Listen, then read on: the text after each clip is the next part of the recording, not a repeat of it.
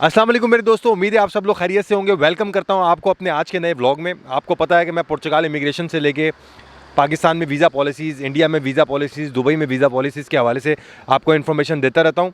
आज मेरे जो टॉपिक है वो बड़ा इंटरेस्टिंग है। मेरे एक भाई जो कि इंटर जिन्होंने पाकिस्तान से किया है वो यहाँ पर आके बड़ी परेशानी का शिकार हो रहे हैं स्कूल और कॉलेज। चूँकि पढ़े लिखे हैं, समझदार भी हैं, तो ये बेहतर बता पाएंगे आपको इस हवाले से कि अगर आप यहाँ पुर्तगाल आते हैं, अपने बच्चों के एडमिशन कराते हैं, तो आपके बच्चों को क्या परेशानी फेस करनी पड़ सकती है।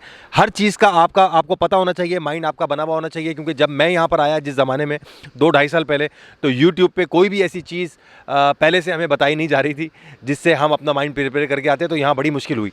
आपको अपने चैनल पर हर चीज़ से आगाह इसीलिए करता हूँ कि वहाँ से निकलने से पहले आपको यहाँ के बारे में तमाम इन्फॉर्मेशन हो, ताकि आप एकदम जब वो प्रॉब्लम फेस करें तो आपको कोई झटका ना लगे। सलमान भाई कैसे हैं आप? खैरियत से? ठीक अल्हम्दुलिल्लाह, आप सुनाएं। सबसे पहले आपका बहुत बहुत शुक्रिया इंटरव्यू देने का। मुझे सलमान भाई ये बताएं कि रिसेंट आप फर्स्ट ईयर करके यहाँ पर आए हैं, ठीक है, पाकिस्तान में। आपने पेपर क्लियर नहीं किए थे अभी? नहीं, अभी क्लियर नहीं किए थे, अभी सिर्फ एडमिशन हुआ था। अभी एडमिशन हुआ था। यहाँ पे आपको कौन सी क्लास में लिया है इन्होंने? 11th में ही। 11th में ही लिया है आपने? वहाँ पे 11 क्लियर नहीं की, लेकिन उसके बावजूद इन्होंने आपको 11 में ले लिया बगैर रिजल्ट देखे हुए, ठीक है। किस परेशानी का सामना कर रहे हैं? आप बता रहे थे कि मेरे समझ में कुछ नहीं आ रहा, ये तबाही कर रहे हैं, मेरे दिमाग से निकल रही है बात। यहाँ पे लैंग्वेज बैरियर बहुत है। लैंग्वेज बैरियर के अंदर अगर आपको थोड़ी बहुत इंग्लिश आती है तो बेहतरीन हो जाएगा काम, मगर अगर आपको नहीं आती तो आपको बहुत ज़्यादा डिफ़िकल्टीज़ होंगी। क्योंकि पोर्चुगीज़ जो है ये इनकी नेटिव लैंग्वेज है और ये ज़्यादातर वही बोलते हैं और ये प्रेफर नहीं करते इंग्लिश बोलना। इनको अगर आती भी होगी तो ये नहीं बोलेंगे। दूसरा ये बताएं, जब वो लेक्चर दे रही होती हैं स्क्रीन वहाँ पे सामने खड़े होके, तो आपको इंग्लिश में समझा रही होती हैं या पोर्चुगीज़ में समझा रही होती हैं? पोर्चुगीज़ में ही समझा रही होती हैं, क्योंकि जो यहाँ पे जनरल स्टडी है और ऊपर से ये कोई प्राइवेट स्कूल भी नहीं है। ठीक है। आपको ये लगता है कि अगर 7वीं 8वीं 10वीं क्लास का बच्चा अगर यहाँ आता है, वो अपनी स्टडीज़ पाकिस्तान इंडिया से छोड़कर, तो यहाँ उसकी पढ़ाई जो है वो बर्बाद होगी? जी ज़रूर, बिल्कुल होती है। क्योंकि यहाँ पे आके जब वो सारी ज़िंदगी वहाँ पे इंग्लिश और उर्दू सीखते हैं, उनको यहाँ पे आके पोर्चुगीज़ देखने को मिलती है और ये यहाँ पे नेटिव लैंग्वेज है। और लोकल्स यहाँ पे सिर्फ और सिर्फ पोर्चुगीज़ बोलते हैं और इंग्लिश प्रेफर नहीं करते बोलना। हालांकि उनको आती होती है, मगर वो फिर भी नहीं बोलते। मेरे दोस्तों, आपको एक बात बताता चलूँ कि बहुत बड़ी तादाद में दुबई से, गल्फ़ से, सऊदीया से हमारे जितने पेरेंट्स यहाँ पर अपने बच्चों को लेकर आ रहे हैं, ठीक है, और ज़ाहिर है प्रेफर करते हैं सरकारी स्कूलों में। तो होता ये है कि चूँकि ये 10वीं और 11वीं 12वीं 8वीं बड़ी बड़ी क्लासें हैं, तो ये बड़ी क्लासों में पोर्चुगीज़ भी थोड़ी हार्ड होती है। अब जब हमारा बच्चा वहाँ से अंग्रेज़ी में पढ़ के आके इनके स्कूल में बैठता है और जब ये वहाँ पे बैठ के तबाही करके ब्लैक बोर्ड पे समझा रहे होते हैं, तो हमारे बच्चों को कुछ समझ में नहीं आता। 2-3 साल तो आप समझ लें आपके बच्चों की तालीम बर्बाद होनी है। ये बातें आपको कोई नहीं बताएगा, ये वो बच्चा आपको बता रहा है जो मेरी इससे बात हुई है, क्योंकि ये खुद स्कूल जा रहा है और ये खुद 11वीं क्लास का वहाँ पाकिस्तान से पढ़ा हुआ है। तो ये कहता है, मुर्तज़ा भाई, यहाँ पे जो ज़्यादातर लोग आ रहे हैं वो पासपोर्ट के चक्कर में आ रहे हैं, रेजिडेंस कार्ड के चक्कर में आ रहे हैं। क्योंकि एक दफ़ा यहाँ का पासपोर्ट लेना, यहाँ का रेजिडेंस कार्ड लेने से फिर ये कि पूरा यूरोप, पूरी दुनिया आपके लिए खुल जाती है और आपके लिए जो है वो फिर आप आयरलैंड में जाके आप मज़ीद अपनी स्टडी कर सकते हो, आगे काम कर सकते हो। तो ये पुर्तगाल जो है वो पढ़ाई के हवाले से भी इन्होंने मुझे बताया कि ये मज़ा नहीं आ रहा है इनको, क्योंकि 11वीं क्लास में यहाँ ये पाकिस्तान से कर आए हैं और यहाँ जब ये क्लास में बैठते हैं और वो लेक्चर हो रहा होता है तो उनको कुछ समझ में नहीं आ रहा होता। तो एक तरीके से पढ़ाई डिस्ट्रॉय हो रही है मोस्टली। क्योंकि यहाँ पे जब पोर्चुगीज़ की क्लास होती है, एक दो टाइप की क्लासेस होती हैं। एक नॉर्मली जो आप वैसे ही कोर्स में होता है और दूसरा आपको सिखाने के लिए जो बिगिनर्स क्लासेस होती है पोर्चुगीज़ की। मसला ये है, वो जो टीचर्स होती हैं यहाँ पे, वो पोर्चुगीज़ के अंदर पोर्चुगीज़ सिखा रही होती है, पोर्चुगीज़ बोल के पोर्चुगीज़ सिखा रही होती हैं। ठीक है। और सबसे बड़ी मज़े की बात, मैं दोस्तों आपको ये बात और बता दूं, ख़ास तौर पे ये गल्फ़ कंट्री वालों के लिए, कि मैं पोर्चुगीज़ क्लासें ले रहा हूं। तो पोर्चुगीज़, अच्छा, I can speak English normally. तो पोर्चुगीज़ क्लासें लेने का मतलब ये है कि मुझे पोर्चुगीज़ नहीं आती, लेकिन ये जो पोर्चुगीज़ स्कूल में जो पोर्चुगीज़ पढ़ा रहे हैं उसको भी ये पोर्चुगीज़ ही में पढ़ा रहे हैं। मतलब एक सोने पे सुहागा वाली बात है। अगर ये उसको ट्रांसलेट और कन्वर्ट करते हैं अंग्रेज़ी में तो कुछ शायद मुझे पोर्चुगीज़ समझ में आए, मगर पोर्चुगीज़ को पढ़ाने के लिए भी ये पोर्चुगीज़ यूज़ कर रहे हैं, तो एक्सप्लेनेशन हो ही नहीं रही है। तो मुझे अभी तक इतना टाइम हो गया, अभी मैं सही तरह पोर्चुगीज़ नहीं बोल पा रहा हूँ, कुछ वर्ड मैं समझ जाता हूँ। दूसरा मुझे ये बताएं कि आप इस बात से इत्तेफाक करेंगे कि हमारे बच्चे जो यहाँ पाकिस्तान, इंडिया, बांग्लादेश से आ रहे हैं, उनकी पढ़ाई यहाँ तबाह हो रही है?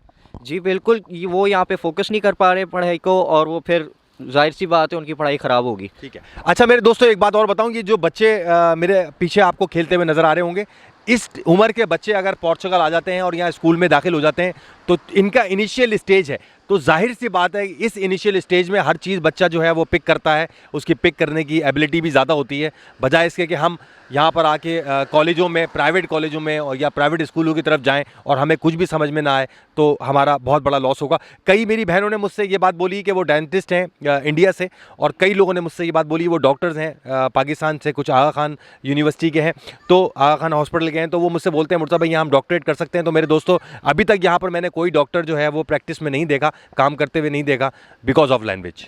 इसके अलावा मुझे ये बताएं मेरे प्यारे भाई, आपने तालीम के ऊपर तो रोशनी डाली और बड़ी अच्छे आपने बातें मुझे बताई। दूसरा मुझे ये बताएं मेडिकल के क्या आप बता रहे थे आपको इश्यूज़ हैं, उस हवाले से आपको ये कंट्री पसंद नहीं आ रहा कि मेडिकल में ये ना आपका एसएनएस बना के दे रहे हैं, ना प्रॉपरली आपको चेक किया जा रहा है, क्या चक्कर है? उसके अंदर भी लैंग्वेज बैरियर आ रहा है, क्योंकि यहाँ पे जब आप जाते हैं मेडिकल सेंटर तो वो आगे से पोर्चुगीज़ बोल रही होती हैं और वो गवारा भी नहीं करती ट्रांसलेटर देखना, और फिर आपको कोई ना कोई ट्रांसलेटर लेके जाना पड़ता है एज अ ह्यूमन, और वो फिर जाके पोर्चुगीज़ में बोलता है और फिर जाके शायद समझ आ जाए, वरना शायद चांसेस कम है फिर भी एसएनएस नंबर बनवा लें। आप अभी इमरजेंसी में गए थे लीडिया की तरफ, तो क्या आपको चेक किया गया? जी, लीरिया के जो इमरजेंसी सिस्टम है वो तो फिर भी ठीक था, क्योंकि वहाँ पे टेस्ट उन्होंने बाकायदा किए और रिपोर्ट्स बना के दी, और मेरा डाटा सारा उन्होंने अपने हेल्थ सेंटर के कंप्यूटर में डाला। ये सेंटर साउथ से जो एसएनएस नंबर बनता है, यहाँ आप गए तो क्या बोला इन लोगों ने आपसे? मैंने जब डॉक्टर की अपॉइंटमेंट मांगी तो उन्होंने कहा कि आपको एसएनएस नंबर चाहिए, और मैंने कहा वही तो मैं लेने आया हूँ, मगर फिर भी इनको इंग्लिश आती है मगर बोलते नहीं हैं। ठीक। दूसरा सलमान भाई मुझे ये बताएं कि आप इनके स्कूल जा रहे हैं, तो ये सारे बड़े बच्चे 11-12 के आपके साथ हैं, ये क्या सोचते हैं हमको लेके कि हम इनकी कंट्री में आए हैं, क्या फील कर रहे हैं? जब मैं पहली दफ़ा आया था अपने स्कूल हाई स्कूल में और मैंने अपना पहला लेक्चर लिया था, तो मेरे क्लास के जो मॉनिटर होते हैं यहाँ पे, तो उनके हवाले किया था, तो वो लड़की थी, उसको इंग्लिश आती थी, तो इसलिए उसको मेरे हवाले किया। तो उसने मुझसे पहला क्वेश्चन ये पूछा था कि आप यहाँ पे क्या लेने आए हैं और आपको यहाँ क्या चीज़ खींच के लाई है। तो इसका जवाब देना मेरे लिए थोड़ा सा डिफ़िकल्ट था, क्योंकि अब मैं उसको क्या बताता कि मैं यहाँ पे क्यों आया हूँ, पाकिस्तान के हालात ख़राब है इस वजह से। और क्या आप उसको ये बताते हैं कि मैं यहाँ सिर्फ और सिर्फ पासपोर्ट लेने के लिए आया हूँ? अच्छा ये बताएं कि जिस तरह इंग्लैंड में होता है कि वो तो इंग्लैंड मल्टी कल्चर है, ठीक है ना, तो वहाँ पे गोला कारा पूरी दुनिया के लोग एक साथ रहते हैं, शुरू से उनको आदत है। यहाँ पर ऐसा कुछ आपको नज़र आया या ये लोग रेसिज्म है इनमें? इनमें रेसिज्म कुछ साइड्स पे है, कुछ साइड्स पे नहीं है। स्कूल में तो ये बहुत पढ़ाते हैं। जब मैं जैसा मेरा पहला दिन था तो मेरी इंग्लिश की क्लास में टॉपिक मल्टी रेशल सोसाइटीज़ चल रहा था और ग्लोबल नेशन वगैरह ये चीज़ें, और ये बता रहे थे कि हमें जो मल्टी रेशल सोसाइटी है हम ऐसे कैसे रह सकते हैं, हमें रेसिज्म जो है मार देना चाहिए या रेसिज्म ख़त्म कर देना चाहिए। मगर एक साइड पे ये कहते हैं और दूसरी साइड पे कुछ बूढ़े लोग हैं या कुछ जवान लोग हैं जो यहाँ पे आके आपको तंग करते हैं कि आप यहाँ पे क्या लेने आए हैं। अच्छा ये भी है। दूसरा सलमान भाई जाते जाते 2 लाइनों में प्लीज़ वो बता दें जिनके पेरेंट्स गल्फ़ कंट्री में बैठे हैं, वो अपने बच्चे को लाना चाह रहे हैं यहाँ पे और उनके बच्चे 8वीं 9वीं 10वीं में पढ़ रहे हैं, कोई 2 लाइन में बता दें क्या मुश्किल उनको होने वाली है। लैंग्वेज बैरियर है, और पहला लैंग्वेज बैरियर है, और दूसरा जो प्रॉब्लम आएगी उनको वो आएगी एजुकेशन सिस्टम में, क्योंकि यहाँ पे आपको पूरा दिन लग जाता है। अगर आपके घर दूर हैं तो आप घर जा नहीं सकते, आपको वहाँ पे ही खाना पड़ेगा, और यहाँ पे हलाल फूड मिलता नहीं है। तीसरा हलाल फूड है। अच्छा दूसरा ये बताएं कि जो लड़के 11वीं क्लास में, 8वीं में, 12वीं में, उनको आराम से जॉब मिल जाती है यहाँ पे अगर पार्ट टाइम करना चाहें? मिल तो जाती है समर हॉलीडेज़ में अगर वो ट्राई करें तो। वैसे तो यहाँ पे आप 18 साल के बाद आपको ज़्यादा अपॉर्चुनिटीज़ मिलती हैं, और मैं उनको यही कहूँगा कि वो अपना इंटर कंप्लीट करके ही आए अगर उन्होंने आना है तो, क्योंकि यहाँ पे अगर वो आएंगे उनको 12th के बाद नेशनल एग्ज़ाम देना पड़ेगा जो कि पोर्चुगीज़ में होगा, और उसके बेस पे आपको गवर्नमेंट यूनिवर्सिटीज़ में एडमिशन मिलता है, वरना आपको मिलता नहीं है। ठीक है सलमान भाई, खुश हो यहाँ आके या उदासी है? ठीक हूँ, बस फूडी हूँ तो फूड की याद आती है।